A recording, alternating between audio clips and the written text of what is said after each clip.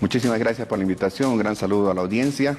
Bueno, en medio de todas las preocupaciones, siempre hay una lucecita, ¿verdad?, que nos da el norte de lo que debería ser un trabajo público-privado, sinérgico, basado en la confianza, pero también en el compromiso. Y como usted bien dice, la exportación de carne creo que es la mejor experiencia que hemos tomado, la mejor experiencia en la historia en lo que hace a la exportación no tradicional. El año pasado, según datos oficiales del INE, entre lo que es carne bovina y derivados, que serían despojos comestibles y hamburguesas, hemos logrado un ingreso para el país de cerca de 200 millones de dólares. Pero para entender por qué es importante esto, habría que recordar que el año 2005, Bolivia vendía al mundo apenas 2 millones de dólares por 1.000 toneladas de carne. El año pasado esos casi 200 millones de dólares los hemos logrado vendiendo 45.000 toneladas. Pero ¿cómo es que se logró esto?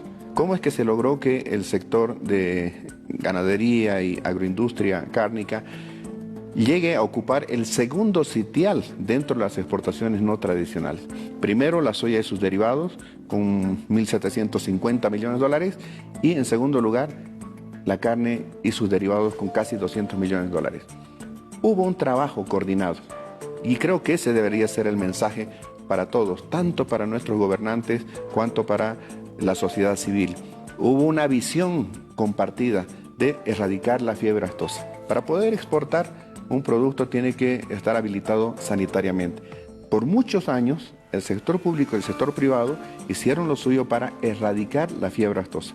Y una vez que tuvimos ya este estatus, que lo logró el gobierno en Francia, allá no recuerdo, hace unos 10 años atrás, se habilita luego la posibilidad de venderla al mundo. Hasta ese entonces solo enviábamos algo al Perú y alguito a Ecuador.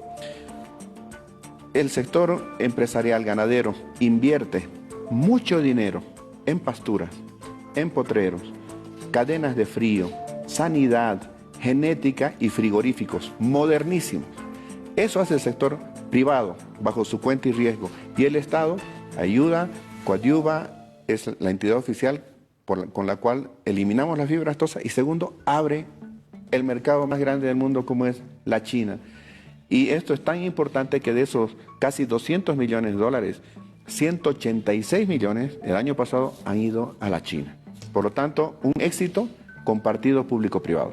Precisamente en ese sentido, si bien nuestro principal comprador de nuestra carne es el mercado asiático, se está viendo también a través del gobierno y la Cancillería diversificar más otros mercados internacionales. Así es, y en realidad, y esta es una buena noticia, ¿no? Uno puede pensar que exportar es difícil, es imposible, pero ¿quién de los bolivianos sabe que la carne no solo llega a la China y Hong Kong, llega también a Ecuador, Perú, Vietnam, Malasia, Congo en el África, Ghana, Rusia, Costa de Marfil, Gabón, Paraguay, Angola y Guinea?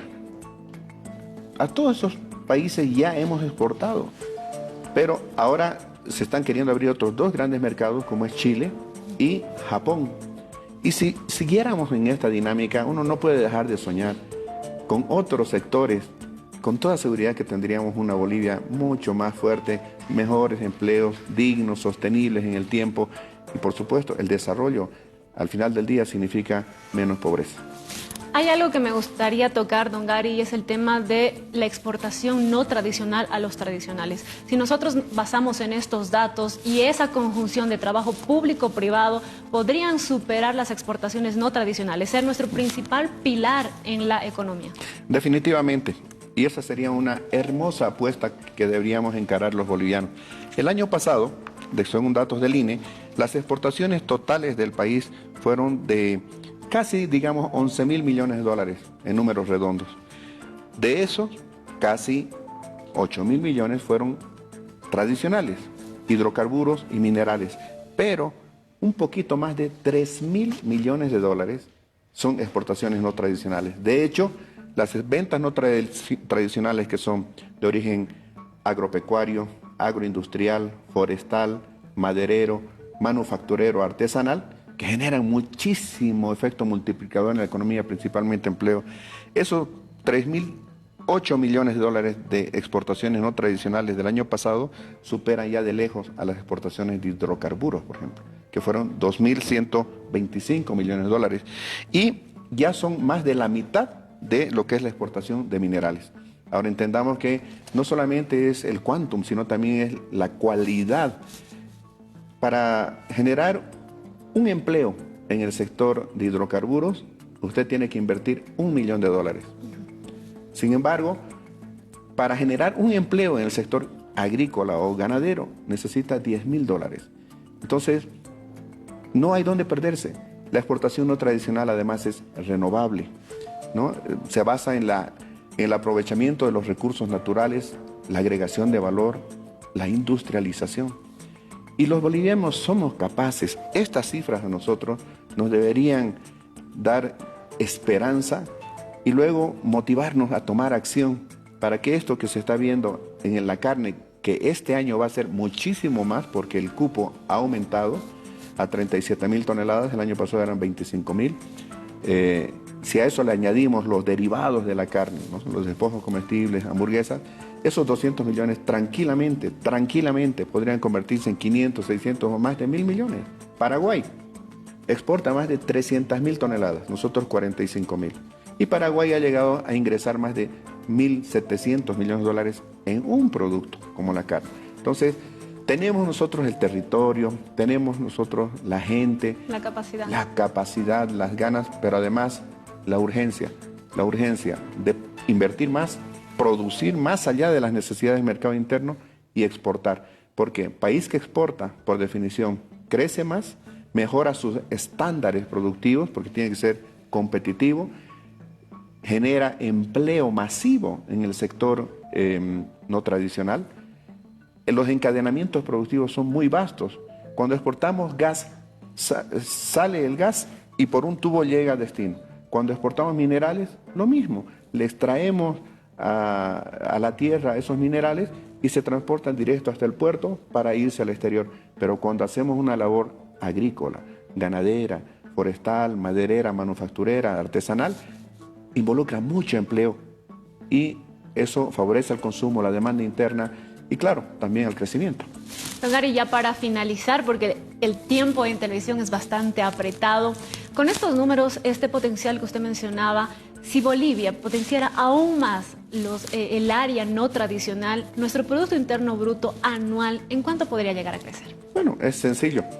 Si hemos logrado con 45.000 toneladas 200 millones de dólares y de acuerdo a lo que se dijo allá en la cumbre agropecuaria Sembrando Bolivia que hicimos en Santa Cruz el año 2015, en ese entonces se dijo que podíamos tener para el 2025 121.000 toneladas de excedente, ¿ok?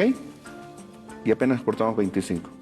O sea, podríamos tranquilamente estar hablando a los precios de ahora de exportaciones por encima de 1.500 millones de dólares, con los precios que rigen ahora producto de la crecida de la demanda. Entonces, pensar que las exportaciones no tradicionales sean el día de mañana el sostén de la economía depende de nosotros. La minería está con su techo, sector de hidrocarburos, sabemos que ha disminuido a una tercera parte de lo que eran sus niveles del 2013-2014. Hablar de exportación no tradicional es hablar de un sector donde los recursos son renovables. Por lo tanto, no solamente que podemos crecer de manera importante, cuantitativa y cualitativamente, sino también de forma sostenida y sostenible en el tiempo. Muchísimas gracias, don Gary, por estos datos, estas cifras, es importante. Bolivia tiene un potencial interesante no solo en lo que es la exportación de carne, sino en toda la cadena de productos no tradicionales. Con esta información nosotros nos vamos a un corte.